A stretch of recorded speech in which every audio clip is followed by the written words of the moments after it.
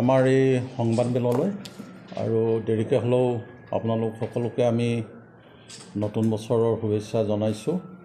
আগতীয়াকৈ ভোগালী বিহুৰো শুভেচ্ছা জনালোঁ। ইয়াতে এটা বিশেষ কাৰণত আপোনালোকক আমি আহ্বান জনালোঁ। ইতিমধ্যে সকলোৱে গম পাইছে, যোৱা 7 জানুৱাৰী তাৰিখে অসম চৰকাৰৰ কেবিনেট বৈঠক অনুষ্ঠিত হৈছিল আৰু সেই কেবিনেট বৈঠকে এটা গুৰুত্বপূৰ্ণ সিদ্ধান্ত গ্ৰহণ কৰিছে।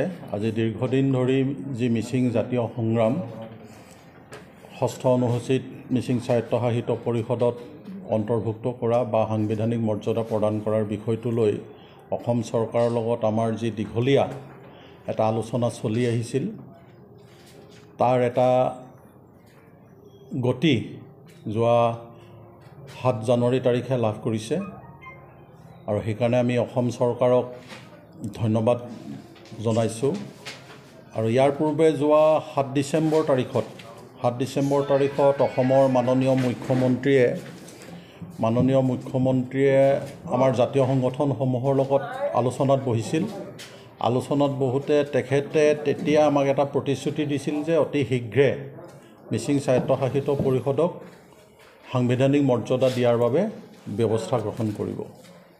আৰু সেই মৰ্মে এমাহৰ ভিতৰতেই উইদিন 1 মান্থ তেখেতে 7 জানুৱাৰী তাৰিখত কেবিনেট বৈঠক বহুৱাই মিচিং স্বায়ত্তশাসিত পৰিষদক সাংবিধানিক মৰ্যাদা প্ৰদানৰ বিষয়টো কেন্দ্ৰীয় চৰকাৰলৈ প্ৰেৰণ কৰাৰ কাৰণে যি সিদ্ধান্ত গ্ৰহণ কৰিছে আৰু এমাহৰ ভিতৰতে খৰতকীয়া যি তেখেতে ইনিচিয়েটিভ ল'লে, তাৰ কাৰণে আমি বিশেষকৈ অসমৰ মাননীয় মুখ্যমন্ত্ৰী, ভৈয়াম জনজাতি পৰিক্ৰমা বিভাগৰ মাননীয় মন্ত্ৰী ৰণোজ পেগু ডাঙৰীয়া, তেখেতসকলকো আমি সকলোকে ধন্যবাদ জ্ঞাপন কৰিছোঁ।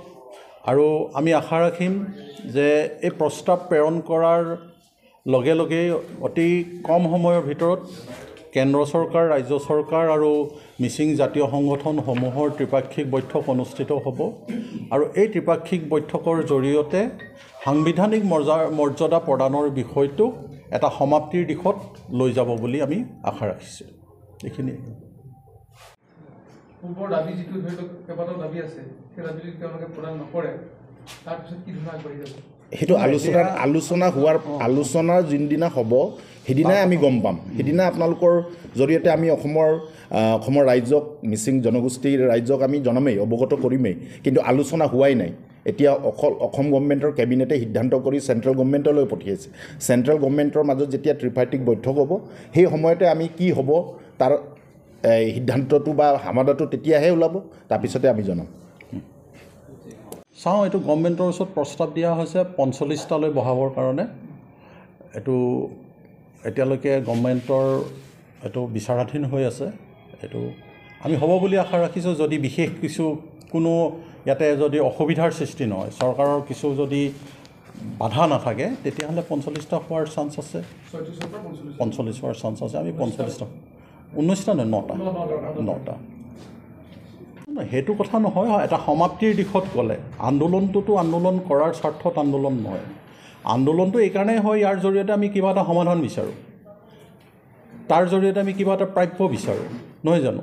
সেই প্ৰাপ্যটো পোৱাৰ পথটো যদি মুকলি হয়, তেতিয়াহ'লে নিশ্চিতভাৱে সাময়িকভাৱে আন্দোলন স্থগিত থাকিব। এটা সফল সমাপ্তিৰ দিশটো থাকিলে ৰাজপথৰ আন্দোলন নাইকিয়া হ'ব। কাইলৈ আকৌ বেলেগ বিষয় লৈ পেলাই ইছ্যু ৰেইজ হ'ব পাৰে, কিন্তু তেতিয়া এই স্বায়ত্তশাসনৰ দাবীটোৱে নিশ্চিতভাৱে এটা সমাপ্তিৰ দিশত গতি কৰিব বুলি আমি আশা ৰাখিম। অব্যাহত থাকিব, ডেফিনেটলি অব্যাহত থাকিব। সমাধাৰ দিশত যোৱা আৰু নোযোৱাৰ কথাটো এতিয়া অহাই নাই। বিষয়টো এতিয়া কেবিনেটত সিদ্ধান্ত কৰিছে, কেন্দ্ৰীয় চৰকাৰলৈ যাব, ত্ৰিপাক্ষিক বৈঠক হ'ব। সেই বিষয়বস্তুটো আমি যোৱা ডিচেম্বৰ 7 তাৰিখে আলোচনা কৰিছোঁ। 7 তাৰিখৰ পাছত এতিয়া জানুৱাৰী 7 তাৰিখে তাৰ ডিচিশ্যন হৈছে। এতিয়া আমাৰ ডিচিশ্যন হৈ মেলি চেণ্ট্ৰেল গভৰ্ণমেণ্টৰ ওচৰলৈ গৈ আমি আলোচনা কৰিব লাগিব। সেইটোলৈকে কমচে কমটো ৰখিবই লাগিব। তাৰ আগতে আমি কিয় আন্দোলনৰ কথা ক'ব? এটা আংবিধানিক মৰ্যাদাৰ ভিতৰত কি অন্তৰ্ভুক্ত কৰাৰ সম্ভাৱনা আছে? তাত 6 অসম আহি পৰিব নেকি? ডেফিনেটলি আহিব। আমি যিটো কৈছোঁ যে আমাৰ মডেলিটি এটা আমি গভৰ্ণমেণ্টৰ লগত আলোচনাৰ মাধ্যমেৰে আমি ডিপাৰ্টমেণ্টৰ জৰিয়তে আমি মাননীয় মুখ্যমন্ত্ৰীক আমি ছাবমিট কৰিছোঁ, সেই মডেলিটিটোত আমাৰ 6 শিডিউলৰ বিষয়টোৱে আছে। এতিয়া সাংবিধানিক মৰ্যাদাৰ কথা অহাৰ লগে লগে চেণ্ট্ৰেল গভৰ্ণমেণ্টে 6 শিডিউলটো দিব। সেই চেণ্ট্ৰেল গভৰ্ণমেণ্টে 6 শিডিউলৰ বিষয়টো যেতিয়া আলোচনা কৰিব, তেতিয়াহে বিষয়বস্তুবোৰৰ মডেলিটিৰ বিষয়বস্তুবোৰৰ ত্ৰিপাৰ্থিক বৈঠকতে সেইবোৰ খোল খাব আৰু তেতিয়াই আমি আলোচনা কৰিম।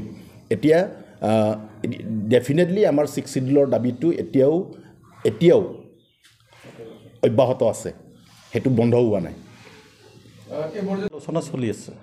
আলোচনা চলি আছে আৰু এইটোতো ট্ৰিপাৰ্টাইট টক পৰ্যায়লৈ এতিয়া আগবাঢ়ি গুচি গৈছে। এইটো ইলেকশ্যনৰ সময়ত কেতিয়াবা বিষয়বোৰ বেছি শ্বাৰ্প হয়, এইটো এটা বেলেগ বিষয়। কিন্তু আমি কৈ আছোঁ যে চলিউশ্যন লাগে, চলিউশ্যনৰ দিশত এতিয়া গৈছে। এইটো সন্মুখত ইলেকশ্যন আহি আছে, এইটো এটা বেলেগ কথা। কিন্তু আমি বিচাৰোঁ যে ইয়াক ৰাজনীতিকৰণ কৰিব নালাগে, পলিটিকেলি মানে উদ্দেশ্য প্ৰণোদিত নহ'লে ভাল বুলি আমি ভাবোঁ। আৰু এইটো আমি আশা ৰাখিছোঁ, এইটো তেখেতসকলে এইটো প্ৰমাণ কৰিবলৈ নিশ্চয় সক্ষম হ'ব যে পলিটিকেল এটা দৃষ্টিভংগী সন্মুখত ৰাখি এনাউন্সমেণ্টবোৰ কৰা নাই। যদি কৰিছে তেতিয়াহ'লে, আৰু যদি এনেকুৱা ধৰণৰ এনাউন্সমেণ্টবোৰ কৰি পেলাই যদি কাইলৈ কাৰ্যকৰী ব্যৱস্থা নলয়, আমিতো কৈছোঁৱে ডেফিনেটলি আকৌ তেতিয়াহ'লে সংঘাতৰ সৃষ্টি হ'ব। আমিতো 3টা পৰ্যায়ত সংগ্ৰাম কৰি আছোঁ, ৰাজপথৰ সংগ্ৰামো কৰি আছোঁ, সংসদীয় সংগ্ৰামো কৰি আছোঁ। তেতিয়াহ'লে সংসদীয় সংগ্ৰামৰ পৰ্যায়ত ক'ৰবাত খেলিমেলি হৈ যাবলৈও আছে, যিটো এতিয়া ক'ব পৰা নাযায়। এইটো ছিটুৱেশ্যনে যি ডিমাণ্ড কৰিব সেইটো হ'ব। মানে যিটো সমস্যা মিচিং স্বায়ত্তশাসিত পৰিষদক সাংবিধানিক মৰ্যাদা দিয়া, এই বিষয়টো আজি 40 বছৰ হৈছে। আৰু লগতে জাতীয় সংগঠন হিচাপে আমি মিচিং ভাষাক শিক্ষাৰ মাধ্যম হিচাপে আমি দাবী কৰিছোঁ। এইখিনি ইতিবাচক সঁহাৰি পাইছোঁ। গভৰ্ণমেণ্টে পদক্ষেপ লৈছে, 2024 পৰা মিচিং ভাষাটো মিডিয়াম অফ ইনষ্ট্ৰাকশ্যন হ'বই, এইটো সিদ্ধান্ত লৈছে। আৰু বৰ্তমানৰ যিগৰাকী মুখ্যমন্ত্ৰী অসমৰ, তেখেতৰ বলিষ্ঠ পদক্ষেপৰ কাৰণে এমাহ কথা দিছিলে, এমাহৰ ভিতৰত তেখেতে কেন্দ্ৰলৈ প্ৰেৰণ কৰাৰ কাৰণে কেবিনেটে সিদ্ধান্ত লৈছে। তাৰ কাৰণে আমি সকলোৱে তেখেতৰ পদক্ষেপক আদৰণি জনাইছোঁ আৰু অসম চৰকাৰক আদৰণি জনাইছোঁ। এইটো এইকাৰণে আন্দোলনটো কৰি থাকিব বুলি তেনেকুৱা কোনো বিষয় নাই। চৰকাৰ যিহেতুকে আগবাঢ়ি আহিছে আমাৰ দাবীখিনি সমাধান কৰাৰ কাৰণে, নিশ্চিতভাৱে চৰকাৰৰ লগত সকলো ধৰণৰ সহযোগিতা আমি আগবঢ়াম।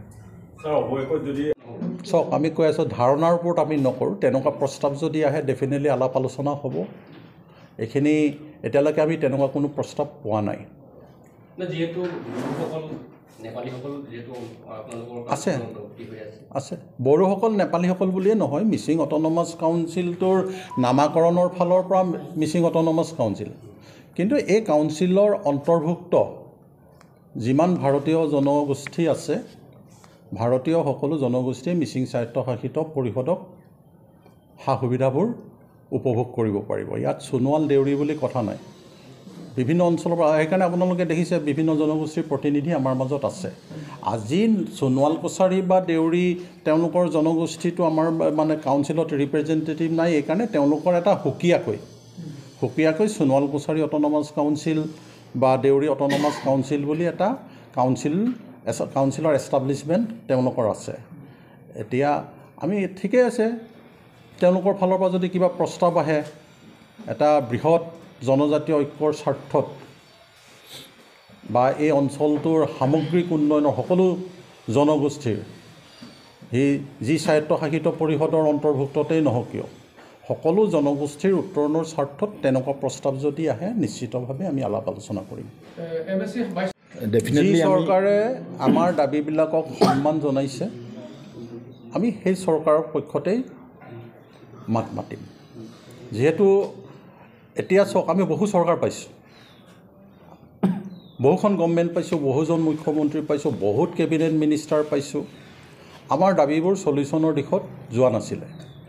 এতিয়া এই গভৰ্ণমেণ্টখনে এটা ইনিচিয়েটিভ লৈছে, এটা সামগ্ৰিকভাৱে গোটেই স্বায়ত্তশাসনৰ বিষয়টোক কি ধৰণে সমাধান কৰিব পৰা যায়, লাগিলে 6 শিডিউলৰ বৰ্তমানৰ যিটো মডেলিটিছ আছে আপোনাৰ কনষ্টিটিউশ্যনেলি, তাক মডিফিকেশ্যন আনি কি ধৰণে আমাক সাংবিধানিক মৰ্যাদাটো দিব পৰা যায় এই বিষয়টো তেওঁলোকে চিন্তা চৰ্চা কৰি আছে এতিয়া আমি ইয়াক গাঁঠি লগাব নিবিচাৰোঁ তাৰমানে ইয়াত কোনো জতি পেলাব আমি নিবিচাৰোঁ যদি জতি পেলাব নালাগে তেতিয়াহ'লে যিখন গভৰ্ণমেণ্ট আছে আমি এইখন গভৰ্ণমেণ্টৰ পক্ষতেই থিয় দিবৰ কাৰণে ৰাইজক আমি আহ্বান জনাম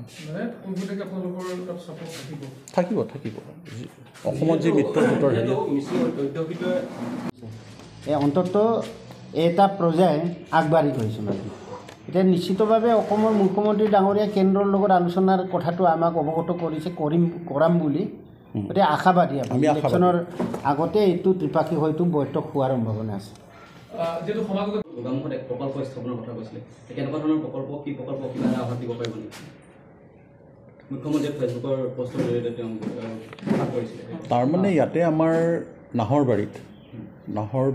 নাহৰবাৰীৰ ৰাইজে প্ৰায় 300 বিঘা মাটি মিচিং জাতীয় সংগঠনসমূহক দান কৰি থৈছে আৰু সেই অঞ্চলটোৰ নাম আমি মিচিঙত দিছোঁ ৰেগিৰেগাম আৰু তাতে আমি এটা কথা ঠিক কৰিছোঁ যে এটা মিউজিয়াম থাকিব মিচিং জাতিৰ জীৱন নিৰ্বাহ পদ্ধতিসমূহক ৰিফ্লেক্ট কৰিব পৰাকৈ বিভিন্ন তাত মানে এষ্টাব্লিছমেণ্ট গঢ়ি তোলোৱা হ'ব এটা মিউজিয়াম হ'ব সেই সাংস্কৃতিক প্ৰকল্পৰ কাৰণেই অসম চৰকাৰে এটা সাহায্য দিম বুলি কৈছে এইটো তেওঁলোকে অলৰেডি ইনিচিয়েটিভত আছে এইটো প্ৰদান কৰিব সেইটোৱে নহয় আৰু তেওঁলোকে আৰু কিছু ঘোষণা কৰিছিলে জোনাইত এখন মিচিং ইউনিভাৰ্চিটি তাৰ পাছতে কাৰেং চাপৰিৰ এটা স্পৰ্টছ কমপ্লেক্স গঢ়ি তুলিব পৰাকৈ আৰু লগত এটা ষ্টেডিয়াম উন্নত মানদণ্ডৰ এইবোৰ গঠন কৰাৰ তেখেতে আশ্বাস প্ৰদান কৰিছে আমি আশাবাদী খুব সোনকালেই এইখিনিৰ ক্ষেত্ৰত তেখেতে আগভাগ ল'ব যিহেতু এমাহৰ ভিতৰতে আজি দীৰ্ঘদিন ধৰি আমাৰ যিটো সংগ্ৰাম যাৰ কাৰণে আমি ৰাজপথৰ সংগ্ৰাম কৰিছোঁ সংসদীয় সংগ্ৰাম কৰিছোঁ টেবুলৰ মজিয়াটো সংগ্ৰাম কৰিবলগীয়া হৈছে দীৰ্ঘদিন ধৰি হিতেশ্বৰ শইকীয়াৰ দিনৰ পৰা ধৰি হিতেশ্বৰ শইকীয়াৰ পাছত তৰুণ গগৈ গ'ল তৰুণ গগৈৰ প্ৰফুল্ল মহন্ত গ'ল কেইবাগৰাকীও মুখ্যমন্ত্ৰীৰ লগত বিভিন্ন পৰ্যায়ত আলোচনা হৈছে আমাৰ কিন্তু এতিয়া আমাক আশ্বাস দিয়াৰ এমাহৰ ভিতৰত আমি এনেকুৱা এজন মুখ্যমন্ত্ৰী পাইছোঁ যে আশ্বাস দিয়াৰ এমাহৰ ভিতৰতে তেওঁ কেবিনেটত পাছ কৰিছে সেইকাৰণে মই আশাবাদী এতিয়া আলোচনাৰ কি হ'ব বিষয়টো আগতীয়াকৈ ধাৰণা দিব পৰা নাযায় আমি তাতে চাওঁ কি মডেলিটি আমাৰ ফালৰ পৰা মডেলিটিজ ছাবমিট কৰা হৈছে এই মডেলিটিজৰ ওপৰত তেখেতসকলে কি ধৰণেৰে মানে হেৰিটো দিব তাৰমানে তেখেতসকলে ধাৰণাটো আমাৰ ওপৰত আকৌ দিব মডেলিটিটো অধ্যয়ন কৰি এইটো পৰস্পৰৰ মাজত আলোচনা হ'ব আলোচনা কৰি পেলাই নিশ্চিতভাৱে আমি এটা সিদ্ধান্ত যাব পাৰিম দেখা যায় নিজৰ প্ৰাপ্য ন্যায্যৰ ক্ষেত্ৰত দাবী জনাই আহিছিল তেনে ক্ষেত্ৰত পিছলৈ হ'বলগীয়া আমি নহওঁ যিহেতু আমি গোটেই বিষয়টোৰ ওপৰত সূক্ষ্মভাৱে দৃষ্টিভংগী ৰাখিম আমি যিখিনি দাবী চৰকাৰৰ ওচৰত উত্থাপন কৰিছোঁ আৰু চৰকাৰে কি ইনিচিয়েটিভ ল'ব তাৰ ওপৰতে গোটেই দিশবোৰ নিৰ্ভৰ কৰিব এতিয়াৰ মুহূৰ্তত কেবিনেট কমিটিয়ে যিহেতু এইটো এটা ৰিকমেণ্ডেশ্যনৰ দিশত লৈ যাব ইয়াক অসম চৰকাৰে সিদ্ধান্ত লৈছে যেতিয়া ইয়াৰ পৰৱৰ্তী পৰ্যায়ত ই কেন্দ্ৰ চৰকাৰ ৰাজ্য চৰকাৰ বা আমাৰ জাতীয় সংগঠনসমূহৰ আলোচনাৰ টেবুলৰ মজিয়াত ই কি ধৰণে এটা সমাপ্তিৰ দিশত যাব তাৰ ওপৰত সকলো দিশ নিৰ্ভৰ কৰিব আমি আমাৰ গ্ৰহণযোগ্যতাৰ ভিত্তিত যদি তেওঁলোকে দিব নিবিচাৰে তেতিয়াহ'লে নিশ্চিতভাৱে সংঘাত হ'ব আৰু আমি বিচৰা ধৰণে যদি তেখেতসকলে ইয়াক ন্যায্যতা প্ৰদান কৰিব বিচাৰে ডেফিনেটলি আমি তাক আদৰণি জনাম ৰাজপথৰ আন্দোলন